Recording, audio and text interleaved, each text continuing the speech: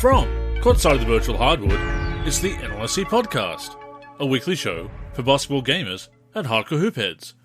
Andrew with you once again, joined as always by my co-host Derek, aka Diva3. Derek, we're in the mood to talk real hoops this week, and to that end, a timely topic has come to mind, so please, tip us off.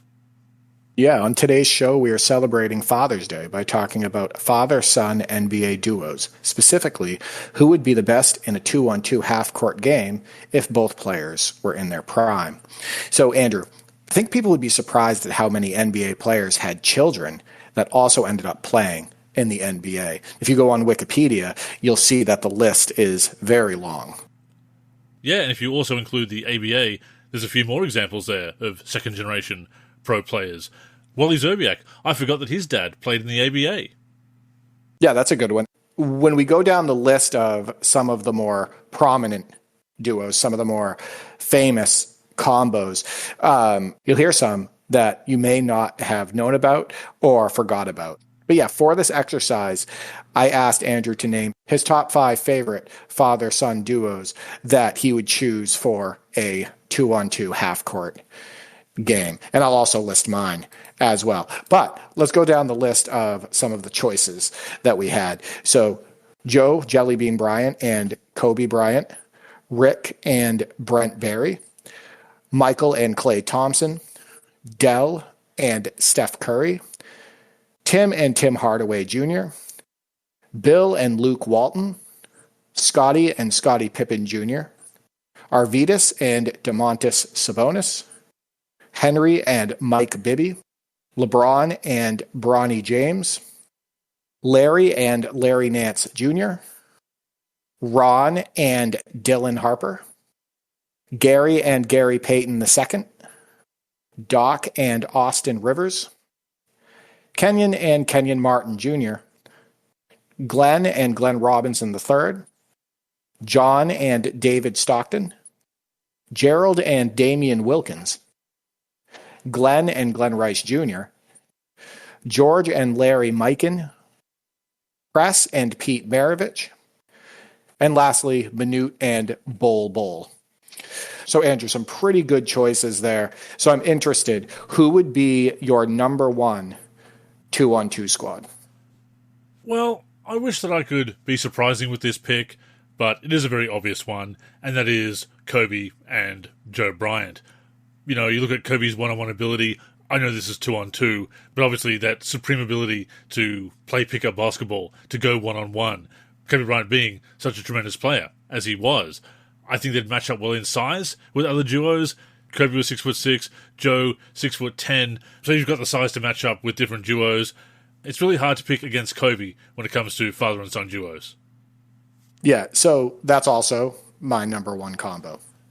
It wasn't easy. And the reason being is my number 2 was pretty close. So Joe Jellybean Bryant, Andrew was 6'10", and Kobe 6'6". Great size for 2-on-2 half court. I like the height and length of Jellybean. No, he wasn't a traditional big man, but he did play small forward and power forward. He peaked at 11.8 points per game and 26.5 minutes per game, but per 36 minutes, he was consistently around 15 points per game, peaking at 18. And it's just hard to bet against Kobe with that much space, Andrew. Kobe is probably one of the greatest one-on-one players of all time, him and Michael Jordan. And just thinking about him having all of that space to operate, on the perimeter, in the post, etc. And I'm sure him and his dad would have excellent chemistry, both incredible basketball minds. So I'm with you there. The height, the athleticism, the skill, I think that would probably be the best 2-on-2 team. And you know, it's something that we do in the arcade basketball video games. And I know we don't judge real basketball by arcade basketball video games, let alone sim games. But when you and I play arcade games together, arcade basketball games, we like to have the big man and the wing or the smaller player. I think it just really works for the 2-on-2. You get the best of both worlds. You get the different skill sets. Yeah, it's very hard to go past that duo. Yeah, I also think that in a half-court game, you have to have that balance of size and one-on-one ability. Right. And I think that you just have a monster advantage if you have a guy who is 6'10", right? Or 6'6" and above. And you can take smaller players down in the post. And you can use that varied attack. I just think that that's very important for half-court basketball with that much space. I'm going to get into my second choice.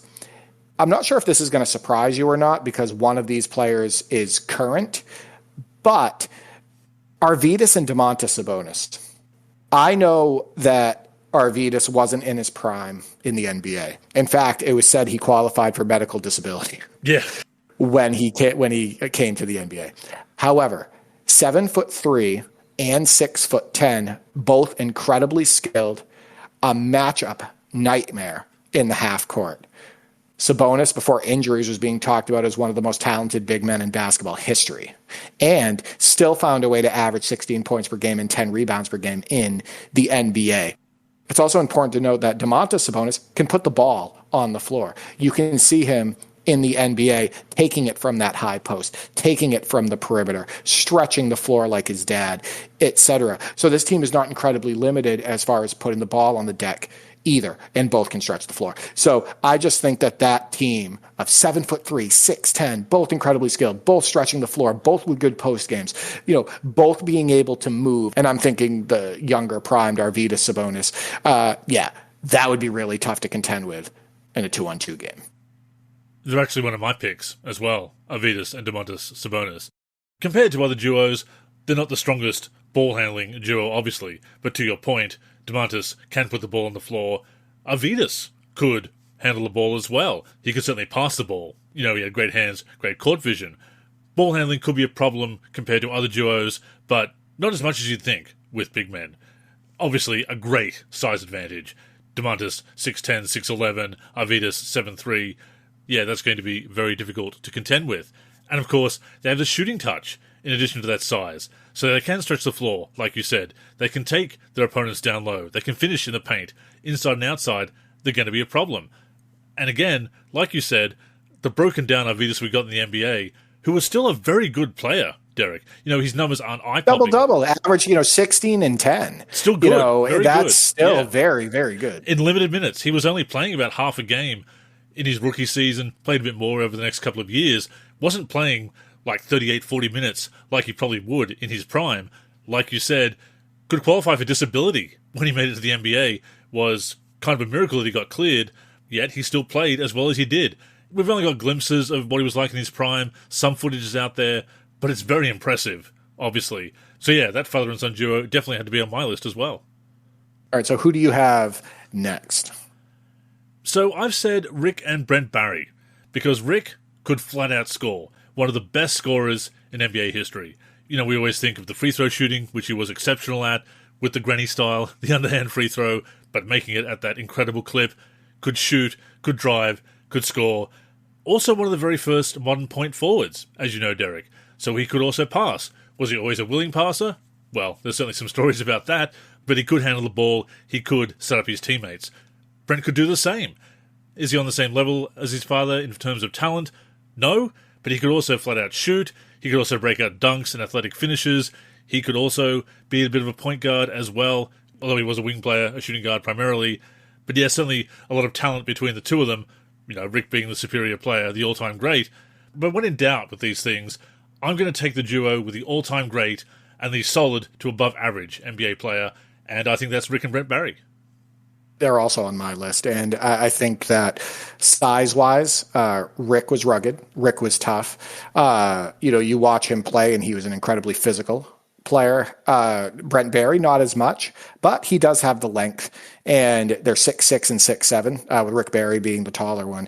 And Brent Barry peaked at about 14.4 points per game, but was also a pickpocket for a few years, just like his father. His father, though, was far better at steals and just put up far better numbers than Brent in general, and was far more efficient as well from the floor. But yeah, they would be really tough in a half-court setting. I'm sure the chemistry was absolutely there. Both can stretch the floor. Both can attack the rim. Rick Barry, absolutely devastating in the mid-range. Bones, great three-point shooter. Yeah, that would be really hard to deal with. Both also can put the ball on the deck. And I just wouldn't want to mess with Rick Barry because he's one tough SOB, Andrew. So next on my list, and this one might surprise you because there isn't really an all-time great in here. Like, not like a top 10 player of all time, not a top 20 player of all time. But I'm thinking about 2-on-2 basketball. I'm thinking about pick and pop. I'm thinking about, the space that a big guy would have to operate. The ability to, pass out of that post in a 2-on-2 setting and get your shot off. I really like Michael Thompson and Klay Thompson. And I think people forget how good Michael Thompson was. One year he actually received some MVP votes. Andrew, he peaked around 21 points per game and 12 rebounds. Was efficient overall from the floor, rugged, just a great athlete. 6'10". He has that size. He's going to move you. He's got the little mid-range jumper. He's going to move you in the post. I really like Michael Thompson's game, whether I'm going back and watching him with the Blazers or when I'm watching him with the Lakers, just a really good game. Klay Thompson is one of the greatest shooters of all time. That really quick release. He's got good size at around 6'5". And I think that he was underrated when he was younger at putting the ball on the floor, at getting that first step. Was he a great finisher at the rim? Absolutely not. But man, was he deadly from mid-range. He had that little fadeaway. He could get a shot off, etc. I just like that combo for a 2-on-2 game. And then when looking at the list of these players, I think of 2-on-2 in my experiences in life playing basketball. That combination of size and strength, and I'll work you on the block and in the mid-range with a absolutely deadly shooter is like maybe the toughest combination to guard. So yeah, I'm going with Michael and Klay Thompson. Oh, that makes a lot of sense. They were on my shortlist originally, and they're definitely an honourable mention at the very least. I admit that I'd probably underrate Klay Thompson as a ball handler here. That's probably why I didn't choose him, which is a bit of a contradiction, I know, since I picked Arvydas and Domantas Sabonis, who, despite being able to handle the ball very well for big men, are certainly not on the level of the greatest ball handlers of all time. But yeah, I definitely see that. And again, you have that inside-outside combo, like you said, and Michael Thompson, definitely a bit underappreciated. A very big part of those Lakers championships, allowing Kareem, in his later years, to play fewer minutes, to save him for the fourth quarter. And you wouldn't be at a huge disadvantage in the middle when he was giving Kareem that rest through the middle of the game. So yeah, Michael Thompson, former number one pick, of course, but still a bit underappreciated. Yeah, I also want to point something out. When you're thinking about a 2-on-2 half-court game, if your big man is like Michael Thompson and can really move his feet, right? Go back and watch the athlete that Michael Thompson was. In a matchup against Del Curry and Steph Curry, Del Curry was not a great athlete. He was not quick, right? He was a sniper as a shooter. But what the hell is Del Curry and Steph Curry going to do with Michael Thompson? I don't know. I don't think they can. Is Klay Thompson one of the better defenders at his position for his era? Yes, he was considered a very, very good, strong defender. You put Klay on Steph and Michael Thompson guards Del Curry. I think that the advantage in that situation, in a 2-on-2 game, might go to Michael and Klay because Del Curry is going to not be able to do anything with Michael Thompson with that much space in the half court. I just don't see how he would be able to guard him. That's a very good point. And it has me rethinking my next pick, which would be Steph and Del Curry. Well, it's not a good pick, though. It's not, but it's not a bad, like the Del and Steph is still a good pick. I'm just thinking of if they have to match up against our other picks. You know what I mean? Oh, for sure. And defense is going to be a bit of a problem, to say the least, with Steph and Del Curry. If nothing else, they are going to give up size to these other duos. Rebounding and defense is going to be a bit of a problem. At the same time, you're talking about two of the greatest shooters in league history. Steph Curry, arguably the greatest shooter in league history, certainly from three-point range anyway. He can create his own shot, he can create for others. I think offensively they can possibly compensate for their defensive deficiencies in a 2-on-2 game. If they're making their shots, it's certainly going to be very difficult to contend with them. And again, it's a situation where you've got an all-time great and an above-average NBA player, Del Curry, 2-time Sixth Man of the Year. Yeah, I'll still pick them. Yeah, I really wish we could see these matchups happen, right? And video games wouldn't do these matchups justice. No. At least not one that I can really think of. But maybe I'll try to put some sort of simulation together or something like that. That might be fun. Before we go on, a reminder that the NLSC podcast comes out every week on the NLSC, NBA-live.com, as well as our YouTube channel. We're also on Spotify, Apple Podcasts, and other podcast apps. If you're listening on any of those apps, we'd greatly appreciate a review. To keep up with the show and everything we're doing with basketball gaming in general, connect with us on social media. On Twitter and Facebook, we are the NLSC. We also have an Instagram, NLSC Basketball, and on YouTube, we're youtube.com/NBA Live Series Center. Once again, visit us at NBA-live.com, where in addition to the podcast, you'll also find all of our original content, as well as our forum and modding community.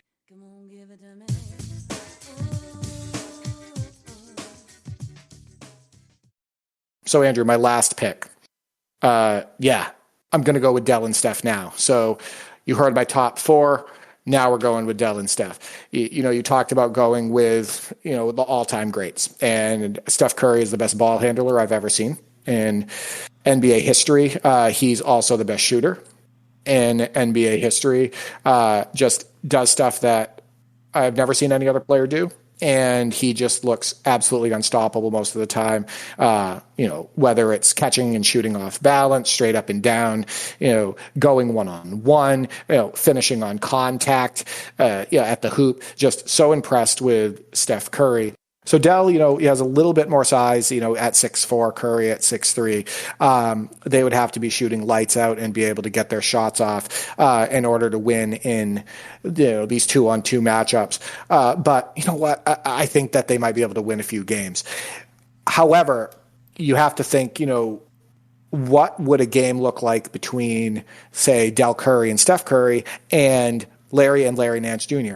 due to the size, and what if it's make it take it and Larry Nance Jr. Get the ball first? They would have to hope for a miss somehow at the rim. There's a lot more size on that side, and as you know, Larry Nance, and I call him senior here, he was an incredible player. Better than his son. Put up 20 points per game. Ridiculous athlete, had one of the best dunk contests that I've ever seen, where he's throwing it down with his head at the rim at that height, at that 6'10" height and whatnot. If the Currys get the ball first, can they consistently score on that size? More than likely, they'd have to be probably taking some tougher shots. So I just find the 2-on-2 dynamic fascinating when it comes to choosing these father-son duos, because size is pretty important in these matchups. And we're talking about NBA players, Andrew. We're talking about great, excellent athletes, right? So that's why I mentioned earlier, you talk about a guy like Michael Thompson, 6'10", incredible athlete, great at moving his feet, incredibly long arms. So he's got that wingspan, strong. Same with a guy like Larry Nance, strong, wingspan, incredible athlete. Those guys are so deadly in the half court. You look at a combo like John and David Stockton. That's really tough, Andrew. John Stockton, huge legend, unbelievable player, super tough on his own. But what is he going to do if he has to match up against Michael Thompson, right? Or Larry Nance, or, have to guard them down low. So I think it just makes it really tough when you put it in a 2-on-2 game perspective. Yeah, and like you said, if you have make it take it, then they do have that chance to really run up the score before maybe they miss, and even then if they miss, probably going to get the rebound. I certainly have the better advantage there. Yeah, it is a different situation. If it is 5-on-5, do you have these duos together with 3 other suitable players? Absolutely a different scenario. Whole other conversation, obviously. I do have one more, and this is kind of a biased pick, but Scottie and Scottie Pippen Jr. And I know that might sound a little bit weird, Obviously, there's some bias. Scottie Pippen Sr. has traditionally been a favourite of mine, as much as I've soured on him in recent years. Still an all-time favourite, still an all-time great player. And again, I'm picking that all-time great and a solid NBA player, because Scottie Jr. has started to find his footing with the Grizzlies. I was looking up his numbers before we started recording, kind of taken by surprise how solid he's become, especially in the playoffs for the Grizzlies last year. Certainly not a superstar at this point, but turning into a solid player. They can both handle the ball, they can both shoot and defend. They're not the biggest duo, but again, pretty well balanced for matchups. Scottie Pippen, 6'7", 6'8", depending on the listing. Scottie Jr., 6'2". You have that small and quick player, you have a taller player who's also very quick, huge wingspan. Scottie Pippen Sr., obviously. Yeah, I'll throw it out there as a possibility. A bit of a wild card. Yeah, and I think you got a question in a matchup with Del Curry and Steph Curry, who's guarding Scottie Pippen, right? That's why these 2-on-2 matchups are so tough. He has tremendous height advantage over both Del Curry and Steph Curry. 3 and 4 inches is a big deal in basketball. But just face it, it's a monster deal. It's even a bigger deal when that taller player has more space. Is Del Curry going to shut down Scottie Pippen? I don't know. So, and when I say Scottie Pippen, I mean, Bulls Scottie Pippen. And I was actually surprised. I looked up Scottie Pippen Jr., and he has actually had a couple seasons now where he's averaged 10-plus points per game, which actually surprised me. I did not know that. He averaged 12.9 at age 23 in the 23-24 season on pretty efficient shooting, 49.3 and 41.7% from the 3-point line. And then in 25-26, so this season, he only played 10 games, but, a double figures again, 11.4 points and 1.9 steals. Also important to note that he has a pickpocket like his dad in a way. Not quite as good, but he did average 1.7 steals in the 23-24 season in 25.1 minutes per game. Again, only played 21 games, small sample size, but yeah, he put up better numbers than I expected. He's actually only played 116 NBA games in 4 years. But yeah, some listings that I thought might surprise people. George and Larry Mikan, Press and Pete Maravich, Manute and Bol. Some people may have forgotten about that one. I certainly didn't. But that would be a interesting 2-on-2 team because Bol can, put the ball on the floor. He can also sometimes stretch the floor. And then obviously, Manute Bol with his slingshot 3 and, protecting the rim and, limited putting the ball on the floor and whatnot, but 7'7" with that wingspan and whatnot. That would be an interesting 2-on-2 team. Yeah, I think that'd be very fun to watch, if nothing else. Very fun in video games. It reminds me of the story you told on the podcast before about you and your brothers putting together custom teams, the old custom teams in NBA Live, just full of 7-foot players. Sean Bradley, George Murasan, etc. Just having this team of giants. If we had a 2-on-2 father and son NBA video game, that'd be a pretty fun duo. Would they be the best duo? Definitely not. But I think that'd be very interesting to play with. A very interesting meta, if you will, as much as I despise the whole metagaming thing. If somebody could find out a way to dominate with that duo, that'd be very entertaining to watch. Yeah, my brother used to try to draft George Mirasan and Sean Bradley and put them in his front court. And then he would have like a 6'10" small forward. It would be like Walter McCarty or Pat Garrity, etc. Or what he would do is just try to get the best shot blockers. So maybe he would grab Sean Bradley and Dikembe Mutombo. Dikembe Mutombo was one of his favorite picks when he drafted teams. But yeah, Andrew, shorter show today, but yeah, we thought that would be a good way to celebrate Father's Day, with this topic. Absolutely. And it's fun to go down that list and see the father-son duos who played in the NBA or the ABA and NBA. We could go on and on. Jimmy Walker and Jalen Rose, Ernie and Kiki Vandeweghe, Wes and Wesley Matthews. George Karl and Kobe Karl. Absolutely. Wayne and Rex Chapman. A lot of second-generation players that perhaps we didn't know back in the day were second-generation players, unless it was mentioned in a profile of them, obviously. And what about Rick Brunson and Jalen Brunson? Absolutely. Right? NBA champions. Yeah, NBA champions. Greg Anthony and Cole Anthony. There's another good one. A much lesser-known one, Darren Day and Austin Day, Mike Dunleavy Sr. and Mike Dunleavy Jr., Harvey Grant and Jeremiah Grant. I didn't even know about that one. I did not know they were related, right? That's cool. And of course, Jerian Grant, he has had a couple of sons in the NBA now, as has Ron Harper, Dylan and Ron Jr. Yep, exactly. Gerald Henderson and Gerald Henderson Jr. There's another one. Jaren Jackson and Jaren Jackson Jr. So current player, and then Jaren Jackson, he won a championship with the San Antonio Spurs. Actually, the one where they beat the Knicks in the 1999 NBA Finals. What about John Lucas Jr. and John Lucas III? Pace Mannion and Nico Mannion. Definitely a lesser-known one there. Al Horford as well. His father Tito played for the Bucks in the 80s and then the Bullets, the then Washington Bullets, in 1993. Long career overseas, actually played from 82 to 2004. Yeah, it's crazy how many of these players, you see them exit the NBA. You don't realize how long they actually continue to play professional basketball because you don't hear about them on the news. You don't see, any highlights from them on social media. There's players that had decade-long careers overseas that only played a few seasons in the NBA. So it's always cool to discover stuff like that, Andrew. Absolutely. Even somebody like George Gervin, not part of a father-son duo, obviously, but he continued to play overseas and in other leagues when the NBA was done with him at a fairly young age. So yeah, it is very interesting to look up how long some of these players played. Some all-time greats kind of got shuffled out of the NBA far too soon. They were still fairly young, they were still productive, still talented, ended up playing overseas or in minor leagues. Kind of a shame that not all the greats get that wonderful send-off. Of course, we have to mention LeBron James, Bronny James, the highest scoring father-son duo in NBA history. Most of that is LeBron, to say the least. But to that point, a lot of interesting trivia with father-son duos. Mike Dunleavy, Jr. and Sr., the first father-son duo to face each other as coach and player. Austin Rivers, the first player to be coached by his father. So there's a lot of fun trivia like that, and you know how much I love that kind of trivia, Derek.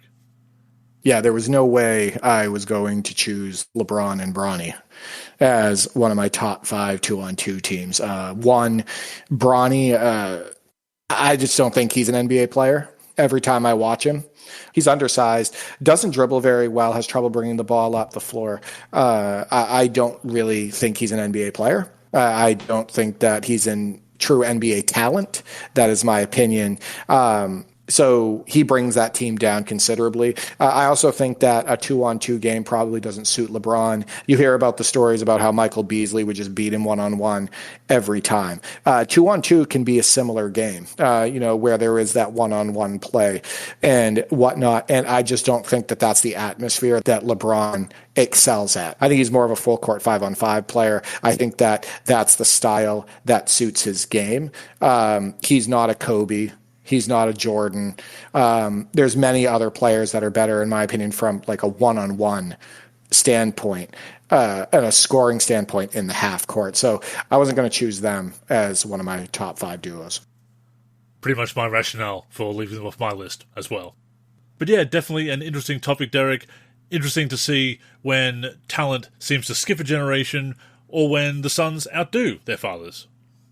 Yeah, I feel like I have to, put some of these duos against each other in a video game. So I'm going to brainstorm that and see if I can get some content out there. But with that being said, that has brought us to the end of this week's show. Thank you for tuning in, and a reminder that you can catch us every week on the NLSC, our YouTube channel, Spotify, Apple Podcasts, and other podcast platforms. Also, both we and the NLSC are on social media. I would appreciate a follow. So Derek, go ahead and plug the handles. Yeah, you can reach me on X, formerly known as Twitter, at D43G and at D4384. I'm also on the NLSC, D43, and on YouTube, D43. As for me, I'm Andrew in the forum and Andrew NLSC on X and Blue Sky.